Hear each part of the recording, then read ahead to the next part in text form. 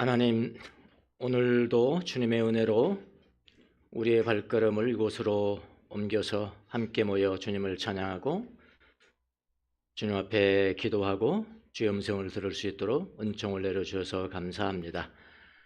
오늘 또 우리가 살아갈 수 있도록 한 말씀만 허락하여 주옵시고, 십자가로 여신 길목에서 우리에게 주신 축복이 무엇인가를 귀담아 들을 수 있는 귀한 시간이 될 수 있도록 은혜를 베풀어 주시옵소서. 감사하고 예수님의 이름으로 기도합나이다. 아멘. 자, 십자가에서 네 가지 어떤 기적 같은 일이 발생했다고 그랬죠. 지난 시간에 봤던 게 갑자기 어두워진 겁니다. 대낮이 어두워진, 3시간 동안 어두워진 거. 사람이 할 수 없는 거잖아요. 기적이죠.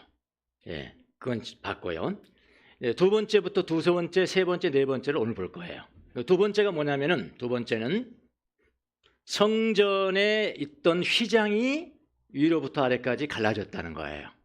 성전은 여러분 아시죠? 아시는 분도 한번 들어보세요. 성전에 그 당시에 가면은 성전뜰이 있죠. 성전뜰, 거기서는 이방인들도 들어갈 수 있고 여성분도 들어갈 수 있고, 거기서 뭐 짐승도 잡고 뭐 그러는 거예요. 그 다음에 좀 더 들어가면은 성전이 있죠. 성전. 그곳에는 유대인도 들어가고 제사장들이 들어가고, 주로 거기서는 이제 기도하고 봉사하고 하는 곳이 성전이에요. 그래서 거기는 뭐 금으로 만든 등잔대가 있고, 금으로 만든 등잔대가 있고, 그 다음에 뭐 기도로 하는 분향가 있고, 떡상, 진설병 상이니까 떡상, 떡을 들 수 있는 상이 있고, 거기서는 주로 이제 기도하고 사람이 움직이는 곳이죠. 하나님의 응답받고 움직이는 곳이. 그게 뭐라고요? 성소라고, 성소. 예. 그런데 그걸 걷는 게 아니고 한 군데가 더 있어요. 그 성소에서 또 들어가면은 뭐라고 하면 지성소라고 그래요. 영어로는 Holy of Holies. 거룩한 것 중에 거룩한 것. 예. 지성소. 여기는 아무나 못 들어갑니다. 아무나 못 들어가고, 대제사장이 1년에 한 번 속죄일에 들어가요. 그러면 그 대제사장은 뭐하냐? 거기 안에 들어가서 하는 일이 없어요. 가만히 보고만 있어야 돼요. 근데 지성소에 들어가면은 뭐가 있다고 그러죠? 언약궤가 있다고 그러죠. 언약궤. 언약궤는 이제 10계명의 말씀, 10계명의 말씀이 있고, 또 만나가 있고, 만나, 아론의 쌍난 지팡이가 있고, 그 다음에 시은좌라고 그래요. 시은좌, 속죄제단, 시은좌. 이거 뭐냐면은 진짜 하나님이 임재하는 곳이에요. 네, 진짜 하나님이 임재. 이거 아무나 못 들어가요. 대제사장 1년에 한 번씩 임재하는 것만 볼 수만 있어요. 인간은 아무것도 행할 필요가 없어요. 하나님의 임재만 있는 곳이에요. 하나님이 임재했으면 축복받는 것이고요. 하나님이 임재 안 하면 축복 못 받는 것이죠. 예, 그렇게. 그래서 그 지성소와 성소, 지성소와 성소를 가르는 휘장이 있다고. 휘장 여기 보니까 뭐라고 그러냐면은 24개의 실올과 72개의 발과 아주 정교하게 짜서 만든 직물이에요. 그 휘장이에요, 휘장. 이 길이가 24m고요. 그 다음에 이쪽으로 넓이가 18m고요. 이쪽 넓이가 9m입니다. 굉장하죠. 인간이 이거 못해요. 인간이 이걸 할 수 없어요. 뭐 도끼로 하면 모르지만은 인간의 힘으로는 할 수 없어요. 예, 그게 휘장이거든요. 그런데 갑자기 누가 뭐 만진 것도 아닌데 휘장이 위에서부터 밑에 칼이 쫙 갈라지는 거예요. 이것도 기적이죠. 예, 인간이 할 수 없는 것이니까 기적이, 휘장이 갈라지는 기적. 사람의 힘으로 할 수 없는 일입니다. 첫 번째입니다. 오늘 우리가 살펴볼. 그 다음에 세 번째는 뭐냐면은 지진이 나고 바위가 터진 거예요. 예, 지진. 꼭 왜 십자가에 못 박혀 죽으시는 그 순간에 지진이 나냐고요. 지진이 우르르 나면서, 그 다음에 그 지진으로 말미암아 바위가 터지는 거예요. 뭐 지진이 안 날 수가 있는 거죠. 그런데 바위가 터지는 것은 왜 여기서 기록했냐고요. 이것도 기적이죠. 기적이고요. 네 번째는 뭐냐면은 무덤이 열리는 거예요. 그냥 봤으면 좀 무서웠겠어. 예.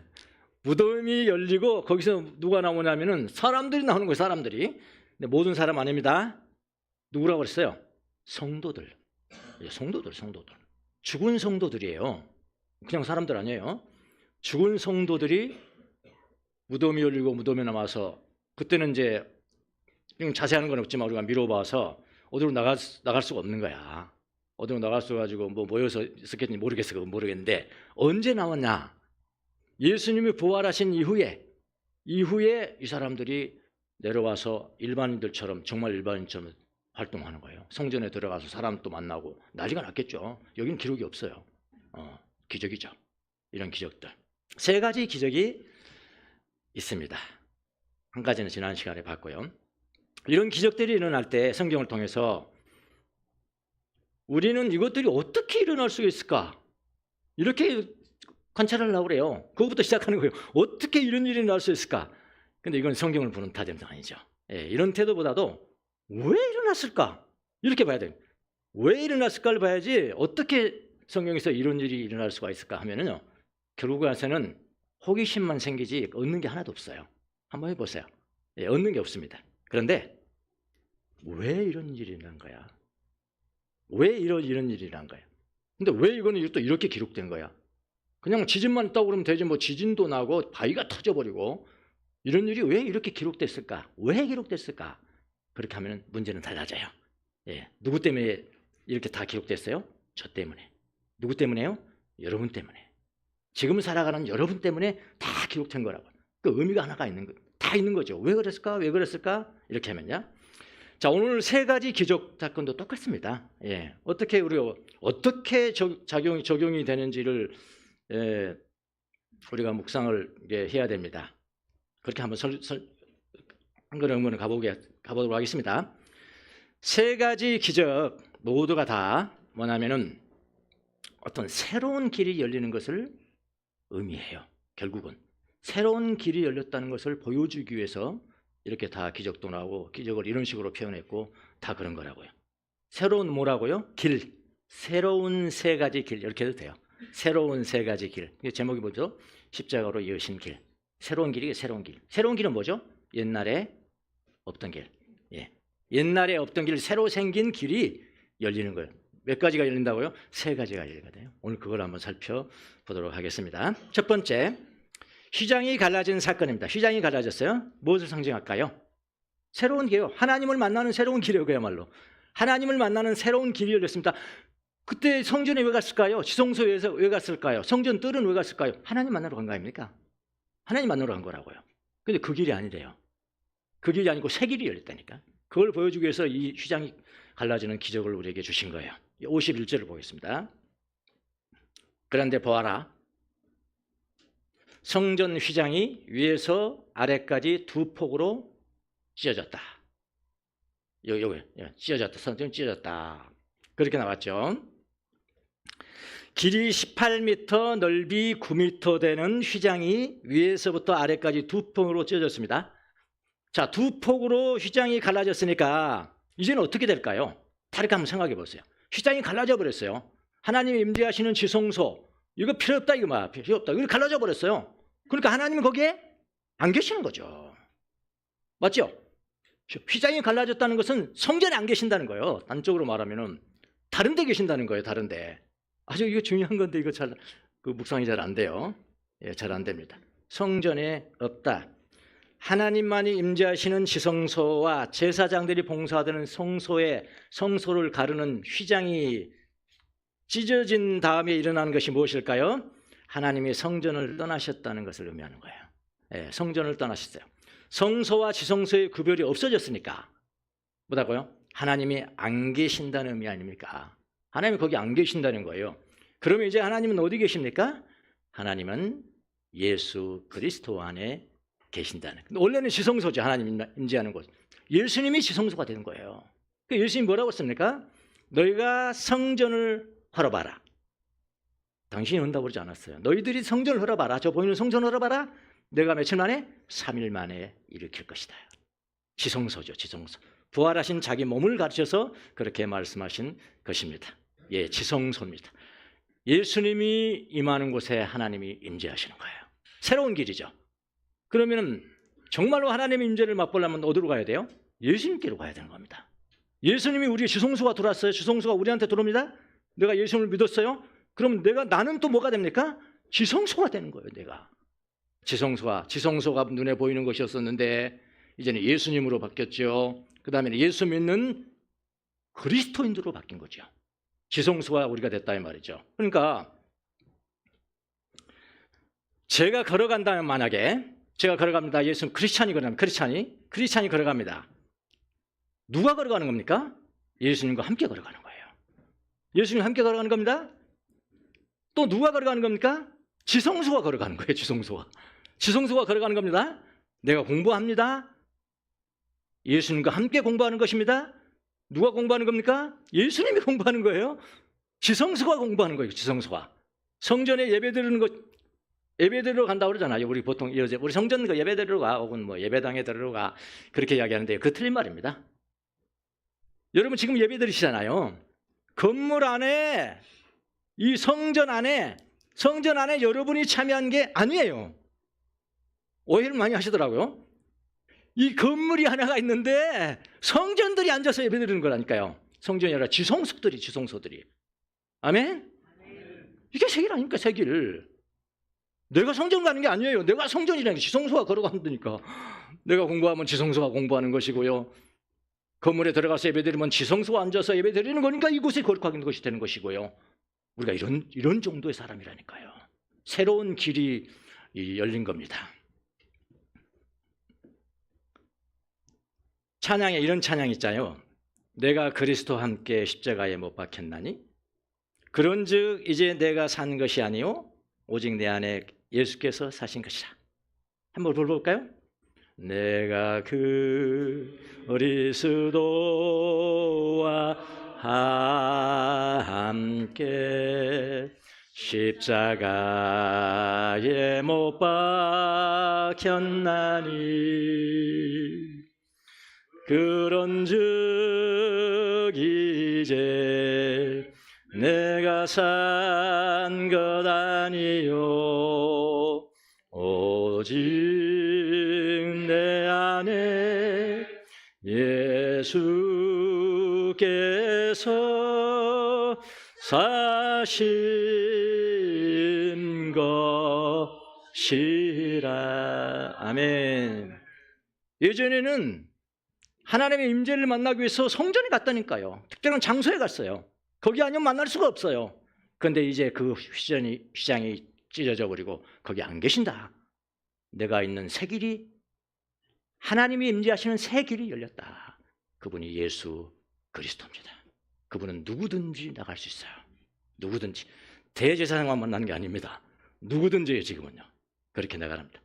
히브리서 10장 19절에 보니까 그러므로 교우 여러분, 우리는 예수의 피를 힘입어서 담대하게 지성소에 들어가게 되었습니다. 20절, 예수께서는 휘장을 꿰뚫어서 우리에게 새로운 살 길을 열어주셨습니다. 새로운 살 길이잖아요. 히브리서 저자도. 그런데 그 휘장은 곧 그의 육체입니다. 자, 멋져 보여요. 우리 그리스도인들 한 사람 한 사람. 그리스도를 모신 사람은 지성소를 소유하는 거예요. 지성소가 계시는 거예요. 제사를 위해서 성전 가지 않습니다. 바로 우리 자신이 지성소라고 해요. 지성소. 자, 이런 것은 무슨 말이냐, 또 베드로전서 4장 16절에 보면요, 이런 이야기가 있어요. 그리스도인으로서 고난을 받으면 부끄러워하지 말고 그 이름을 소유한 것으로 뭐라고 그러냐면 하나님께 영광을 드리라 그랬어요. 여기 잘 보면요, 제가 한번 찾아봤어요. 원어도 찾아봤어요. 우리는 보통 이렇게 이야기하잖아요. 고난을 받을 때 꼭 그리스도 때문에 받아야 된다 이렇게만 생각해요. 그게 아니고요. 여기는 그리스도 때문에 내가 고난을 받으면이 아니고 뭐냐면 그리스도인으로서 because of가 아닙니다. S예요. S에서 크리스천. 네. 그리스도인으로서 고난받는 게 많아요. 모든 거겠죠. 예수 믿는 사람들이 받는 고난들은 모든 고난을 받을 때 그리스도인으로서 받으면 뭐라고 그랬냐면은 부끄러워하지 말아라. 부끄러워하지 말라. 부끄러워하지 말고 뭐 어떻게 해야 하냐면 그 이름을 소유한 것으로 인해서 지성소를 소유한 것 때문에 지성소를 소유한 그 때문에 그냥 그 자체가 하나님께 영광을 돌리는 거야. 하나님께 찬양을 드리는 거야. 그렇게 살아라. 그렇게 하기. 이 정도입니다. 우리 지성소를 가진 우리의 특권이 바로 이 정도입니다. 세길입니다. 세길. 크리스천에서 크리스천. 자, 두 번째. 바위가 터지고, 이제 지진이 먼저 나고 바위가 터지고 그랬죠. 지진이 나고 바위가 터졌다고 그랬습니다. 이건 뭔 설명할까요? 뭐 지진 나는 거, 이것도 세길이에요. 그 반석이 깨졌으니까 이건 또 새 반석은 아니죠? 아니잖아요. 깨져버렸으니까. 깨지지 말았어야죠. 반석이 깨지는 게 성경에 기록되어 있어요. 그럼 깨졌다는 거구나, 그건. 그러면 새로운 반석이구나. 그 새로운 반석이 누굽니까? 그리스도입니다. 그리스도. 예수님이세요. 새로운 반석이신 그리스도께로 들어가는 길이 열렸다. 옛 반석이 깨지고 새 반석이 열렸다. 그런 거죠. 51절 후절을 봅시다. 아니, 51절. 마태복음.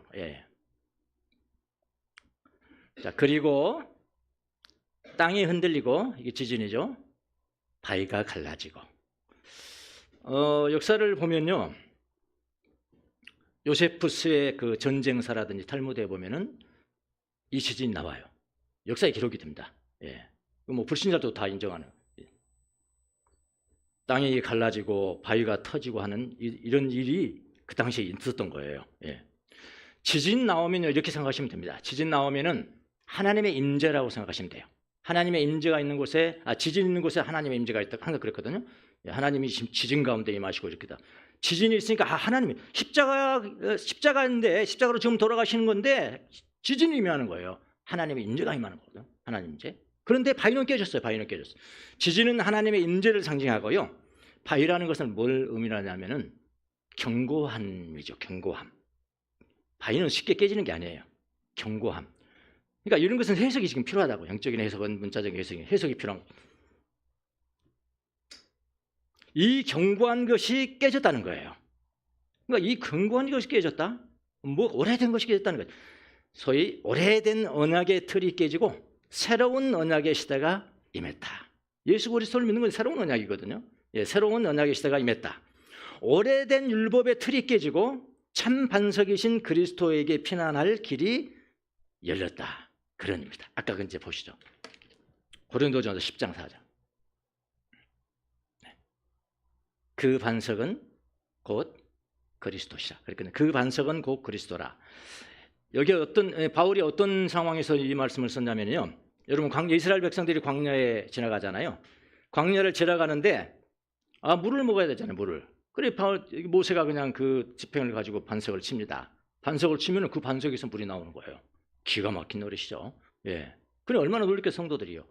유대인들이요. 그런데 여기 바울은 뭐라고 그러냐면은 그 반석이 있지 않냐? 그 반석. 광야에서 그 반석이 그래서 물 나온 거 있지 않냐? 그 반석이 누군 줄 아냐? 너 돌에서 나왔다고 생각하냐? 그 반석이 누구? 그리스도다. 그리스도다. 그 사람들은 모르죠. 그냥 반석에서 나온 거 알죠. 모세의 능력인 줄 알죠. 모세의 능력으로 우리가 물을 먹었다고 생각하지만 아니죠. 그 반석이 누구라고요? 그리스도라고요. 그리스도의 선재하시는 그리스도. 지금은 반석이신 예수 그리스도의 물을 우리가 먹는 겁니다. 예수님이 십자가에 죽으실 때 바위가 터진 것은 오래된 언약의 틀이 깨지고 참 반석이신 예수 그리스도에게 피난할 길이 열렸다. 이렇게 해석하면 무난합니다. 해석이 앞뒤로도 다 연결이 돼야 되거든요. 그렇게 하면 너무 과하지 않고 딱 무난합니다. 안셀름 그린 신부님이라는 분이 계세요. 아주 그 문장이 글이 수려하고 그래요. 노 신부님이신데 아주 그래요. 이분이 쓴 책에 피정하고 싶다, 레트릭 하고 싶다라는 그런 책이 있어요. 여기에 보면은 이런 글이 하나가 있습니다. 그리스도인들이 예수님 앞에 나왔어. 예수님 믿고 이제 반석 앞에 나왔다는 거죠. 반석 앞에 나와서 그 그리스도로 주는 물을 먹어요. 그걸 먹는데 예수님 앞에 나와서도 정말로 깨지지 않는, 정말로 안 깨지는 거야. 평생토록 안 깨진 사람이 있어요. 그리스도 앞에 나왔으면 그 옛 반석은 깨져버려야 되거든요. 반석이 꺼져버려야 되고 새로운 반석에서 나는 물을 먹어야 되는데 나왔는데도 옛 것이 안 깨져요. 두 가지가 있대. 두 가지가. 잘 한번 들어보세요. 하나는 뭐냐면은 하나는 완벽주의라는 겁니다. 예, 완벽주의가 뭐죠? 나는 완벽해. 그럼 완벽하지 않거든요. 그래 그 길에서 서는 자유함이 없죠. 나는 완벽해. 이렇게 해야 돼. 나는 이렇게 해야 돼. 이렇게 해야 돼. 이렇게. 이게 다 자기 조상들로부터 받은 거래요. 특별히 어머니로부터 많이 받았다는데요.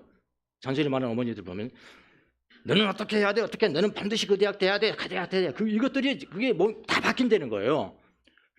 예수님을 만나고도 그게 깨지질 않는 거예요. 완벽주의. 저 같은 경우도 아주 그게 대표적인 케이스입니다. 완벽주의. 완벽해야 돼.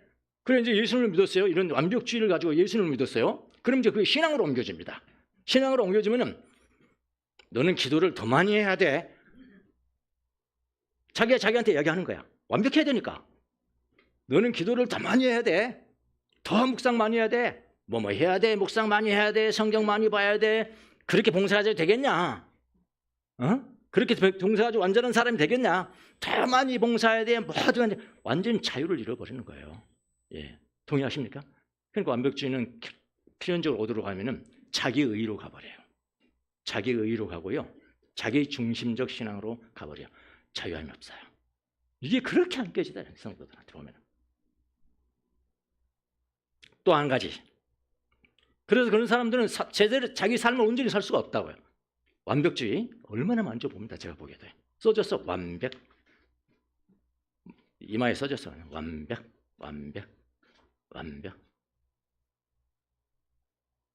자기 자신을 용납을 안 해요. 나 괜찮아. 실수해도 괜찮아. 좀 부족해도 괜찮아. 어느 데가 안 가도 괜찮아. 뭐 이거 용납이 안 되는 거야. 뭐 해야 돼. 두 번째 그 어려운 것이 뭐라고 그랬냐면요. 이거 있어요. 여러분 동의하실 거예요. 다른 사람이 나를 어떻게 생각하는가? 다른 사람이 나를 어떻게 생각하는가? 다른 사람의 나를 향한 판단이 가장 중요한 것이 돼요. 그럼 자기 삶이 있어요? 없어요? 없어요. 나의 모든 삶과 내 모든 결심은 어디에 맞춰지냐면 다른 사람이 나에게 그것을 어떻게 생각할까? 다른 사람이 그것을 어떻게 판단할까? 그런 의미 자유함이 있겠습니까? 그렇잖아요. 그러니까 한번 가만히 보세요. 우리가 교회 나와서 세례 받았죠, 성찬하죠, 예수 믿는 예배 드리죠, 뭐 그런 걸 많이 했다 그러면서도 정말로 변화되지 않아요. 변화되지 않습니다. 그리스도에게서 반석의 물을 마시지 못하기 때문에 그런 겁니다. 반석의 물, 새로운 반석의 물을 먹으라는 거거든요. 예. 새 반석이신 그리스도의 물을 먹는 법 중에 가장 좋은 훈련이 뭐라고 그러냐면 예수 기도를 듭니다. 예수 기도. 최고의 기도는 여러분 아시죠? 예수 기도. 주 예수 그리스도 하나님의 아들이시여 이 죄인을 불쌍히 여겨주세요. 혹은 이 죄인에게 자비를 베풀어 주십시오. 이거를 한 10분 내지 20분 앉아서 그냥 되뇌이는 겁니다. 너무 길면은 예수여 불쌍히 여겨주세요. 예수님 자비를 베풀어 주세요. 이것만 해도 된다는 거예요. 10분, 20분. 이거 할 때 그냥 내가 이 기도를 내가 여기서 내가 하는 거야. 단지 그 정도가 아니고 내 안에 계신 그리스도가 계시고 그 그리스도가 이 기도를 할 때 나에게 자비를 베풀어 준다는 그런 믿음이 있어야 되는 거예요. 예. 10분 하고 20분 하면은 내가 그 이전에 했던 불순한 생각들, 악한 생각, 불안, 뭐 시기심, 두려움 이런 것들이 사라지는 거예요. 이렇게 이 훈련 꼭 하시라는 겁니다. 새로운 반석의 물을 마셔라. 이게 두 번째 기적이 주는 새로운 길입니다. 자, 세 번째 기적이 무엇입니까? 무덤이 열린 거죠. 무덤이. 예, 무덤이 열렸어요. 죽은 성도들이 다시 살아났다는 겁니다. 그러니까 우리가 그늘은 있지만은 이해가 하기 쉬운 거하고는 좀 차이가 있어요. 이거는 이거는 잘 안 믿어지잖아요. 진짜 솔직히 말하면. 예. 무덤이 열리고 거기서 사람이 나와요? 안 죽었겠지 그럼. 어저께 죽었다고 했는데 안 죽었겠지 그럼. 예. 무덤에서 죽은 사람이 나오는 거예요. 잘 이해하기 힘든 현상입니다만은 이 일을 통해서 항상 이렇게 이야기하겠습니다. 이 일을 통해서 주님이 우리에게 말씀을 하고자 하시는 것이 무엇일까? 항상 그렇게 생각하시라니까요. 주님 뭐를 말씀하시려고 그러는 것이나. 첫째는 뭐냐면 부활 생명의 길이잖아요. 새로운 길이잖아요. 부활의 길은 새로운 길이거든요. 예, 새로운 길이고요. 그런데 현 사회에서 죽은 사람들이 일어나가지고 계속 살아가고 있는 사람하고 교제를 했으니까 그런 장면이 그려져 있으니까 지금 이 현 세대에도 그걸 적용하고 살아가라 그런 뜻이죠. 예, 그걸 지금 이야기하고 있는 거예요. 예. 자, 이런 것을 뭐라고 그러냐면요. 예수님이 부활 생명이시라는 것을 행동으로 보여주는 거예요. 행동. 그냥 말로만 하시는 게 아니에요. 말도 하셨지만은 내가 행동을 한번 보여줄게. 그 대표적인 케이스가 뭘까요? 나사로가 살아난 거죠. 나사로야 나오너라. 그리고 그냥 들고 나오는 거예요. 이게 뭡니까? 죽은 자가 살아난다. 살아나는 일이 있다. 있을 것이다. 반드시 일어난다. 이거를 지금 보여주려는 거죠. 나사로는 부활한 게 아니에요, 사실은요. 또 죽었어요. 그건 부활이 아니죠. 소생한 거죠. 소생하고 또 죽고. 여기도 마찬가지죠. 성도들이 부활했단 말 안 했어요. 부활 아닙니다. 또 죽었어요. 그거 상관없어요. 뭘 말하는 걸 예수님이 말하려고 하시는 것이냐? 그것은 죽은 자도 살아난다. 이것을 배워라. 이걸 가르쳐서 행동으로 보여주는 비유. parable in action. 그렇죠. parable in action. 액션으로 보여준 parable이다. 그렇게 이야기를 해요. 예. 죽은 성도들이 다시 살아난 기적이 일어난 것은 최소한 죽은 사람들이 다시 살아날 수 있다는 것을 보여주는 예가 아니겠냐. 그런 이야기거든요. 여러분, 무덤이 열리고 많은 성도들이 살아나는 것은 예수의 죽음이 부활과 새 생명을 가능하게 한다는 것을 보여주는 것입니다. 이거 여러분 믿으셔야 돼요. 여러분, 예수 믿는 사람들은요, 부활 생명을 갖는다고 그러잖아요. 부활 생명을 갖습니다. 그럼 이거 뭐는 아주 더 문자적으로 이야기해 볼까요? 나는 죽더라도, 예수 믿는 사람들은 죽더라도 반드시 부활한다는 것을 믿으셔야 돼요. 이럴 때 제일 어려워요. 다른 때는 다 쉬워요. 여러분 일어서십시오. 여러분 성공하십시오. 아멘 하면 난립니다. 하나님은 여러분을 형통케 하십니다. 그런 분이세요. 그건 아멘 잘하는데요.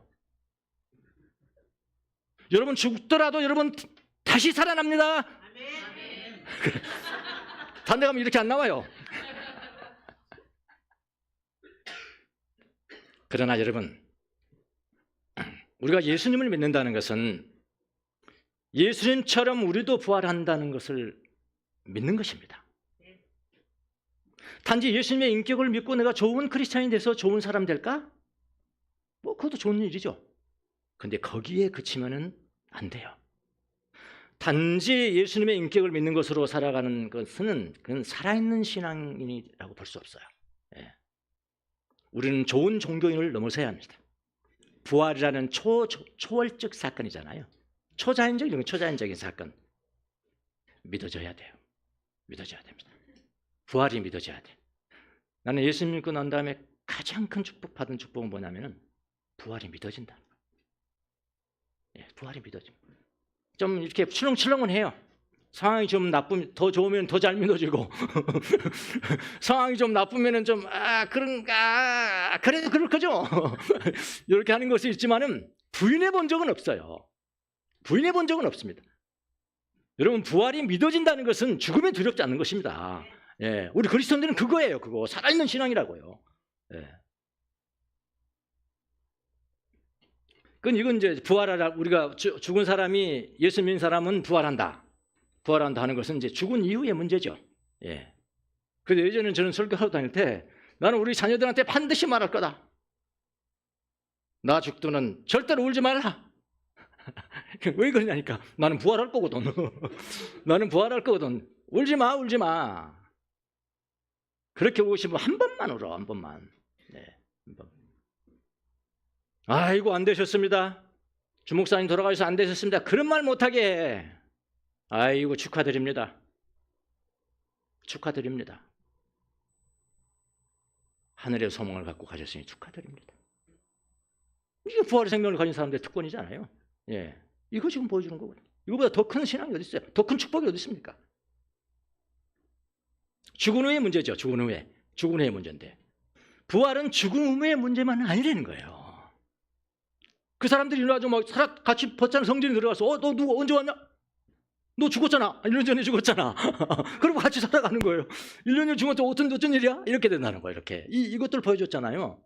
부활은 현재 살아가는 사람들의 문제이기도 하다는 것을 말하는 것입니다. 부활 신앙. 살아있는 때도 마찬가지다. 우리의 일상에서도 부활 신앙은 있다. 뭐 그런 이야기죠. 절망에서 일어나는 신앙, 실패에서도 다시 일어나는 신앙, 쓰러지고 좌초되고 그런 후에도 다시 일어나는 신앙. 이 사람은 부활 신앙을 가진 사람이 그것을 가능하게 한다. 요한복음 21장 보면요. 예수는 부활한 이후에 제일 먼저 어디 갔죠? 갈릴리 호수로 갔죠. 제자들이 먼저 도착했습니다. 제자들이 먼저 도착해서 뭐 고기를 잡는데 하나도 못 잡았죠. 실패하고 이제 절망 가운데 있는데 그때 예수님이 나타나세요. 꾸짖기 위해서 나타나신 거 아닙니다. 예. 같이 하려고. 부활. 지금 살아있을 때도 나는 필요해. 내가 부활한 이후에도 너희들하고 같이 있는 거야. 일상생활에서의 부활이니까. 그거를 예수님께서 보여주시기를 원하는 거 아닙니까? 그래서 저기 한번 던져봐. 그래 던졌다는 거 아니에요. 그래 뭐 이 모나미 153 모나미 153마리가 이제 벌써 배가 그냥 그물이 찢어질 듯했다. 그때 요한이 누구를 알아봤을까요?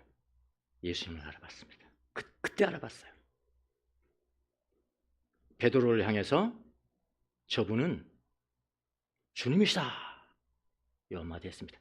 저분은 주님이시다. 그러니까 베드로 뭐? 보니까 주님이시거든요. 그래 그냥 뭐 옷도 그냥 안 입고 그냥 뛰어들어갔다는 거 아니에요. 그래서 부활의 주님을 우리의 삶과 일상적인 삶 가운데서 모시는 훈련이 하나가 있습니다. 그게 뭐냐면요. 주님이시다. 이 훈련이라는 거예요. 주님이시다. 우리 배웠죠 이거요. 네, 주님이시다. 직장에 들어갔습니다. 직장에 일터에 들어갔습니다. 앉습니다. 주님이시다. 어떤 주님이실까요? 부활의 주님이시라고요. 이거 주님을 알아보고 내가 의식적으로 인정하는 거거든요. 하나님이 여러분과 동행하는 것은 걱정하지 마세요. 근심하지 마시라니까요. 부활의 주님이 여러분에게 함께 계신 것은 근심할 것이 없어요. 주님의 약속이면 그렇게 하는 거예요. 언제까지? 영원토록 그렇게 하다고 그랬어요. 우리 죽은 다음에도 가장 가까이 계실 분은 하나님이세요. 그거는 걱정할 필요 없어요. 뭘 걱정해야 됩니까? 내가 못 알아봐요. 못 알아보면 동행의 효력이 없지 않습니까? 여러분 아무리 저기 한 잘생긴 애인하고 가는데도 못 알아봤다? 그건 무슨 소용이 있어? 동행입니까? 무슨 힘이 있습니까? 동행에 힘이 없잖아요. 동행에. 근데 하나님은 항상 계신다니까. 부활의 주님 거기 계신다니까. 그런데 나는 의식적으로 그분을 인정하기 위해서 주님이시다. 믿음으로 그거 할 때 달라지는 내 태도가 달라지는 거예요. 태도가. 주님이시다. 부활의 주님이 나와 함께 계시는 거예요. 네, 맞아요. 길을 걸어갈 때도 주님이시다. 그러니까 여러분이 알아보는 그 부활의 주님을 일상적인 삶 가운데서 알아보는 그 순간의 동행이에요. 그게. 동행은 힘이에요. 무슨 일을 하든지 간에. 앞으로 지하철 딱 타고 난다. 아 주님이시다. 아 주님이시다. 걸어갈 때도 주님이시다. 이 훈련을 잘 해보시라는 거예요. 저는 이건 제 이야기가 아니고요. 안셀름 그린 신부님의 이야기입니다. 최고의 훈련이다. 우리가 주님을 그렇게 알아보지 못하기 때문에 동행하지 못하는 것이지. 어디에 있든지 간에 주님이시다, 주님이시다. 이 선포가 중요하다. 부활이 내 삶 속에서 지금 역사한다. 어디서든지 그렇게 하시라는 거예요. 주님이 여러분과 동행하시고 여러분이 항상 알아보는 그런 주님과 동행자가 되시기를 예수님 이름으로 축원합니다. 나가 보겠습니다. 예수님의 십자가는 세 가지 문을 열었어요. 오늘 본문에 보면 세 가지 문을 열었습니다. 진정한 지성소의 길이 무엇이냐 거고, 두 번째 길은 뭐냐면 살아있는 반석의 길, 반석. 살아있는 그 옛날의 반석 말고 그건 옛 구시대야, 구원약이야. 그건 다 낡아 빠진 거야. 예수님 앞에서 물을 먹어야 되는 거야.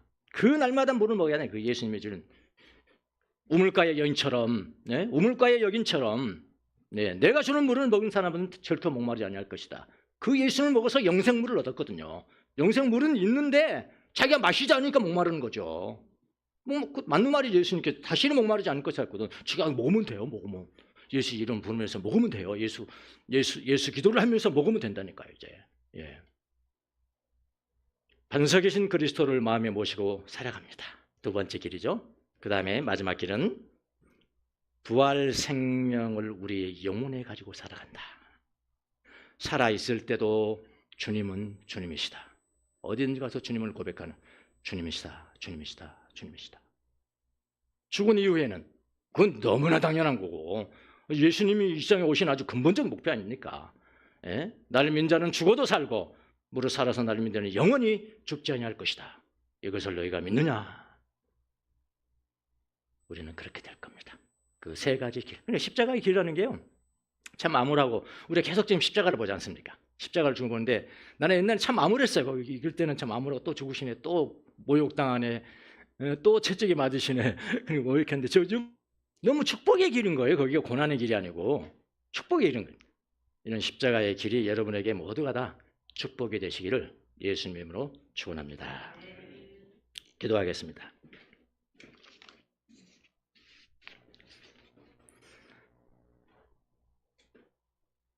주님의 십자가로 여신 길, 새로운 지성소의 길, 주님이 지성소가 되셔서 감사합니다. 예루살렘까지 가서 주님을 만나는 것이 아니라 삶의 현장에서 예수님 지성소 안에 들어갈 수 있는 길을 여셔서 감사합니다.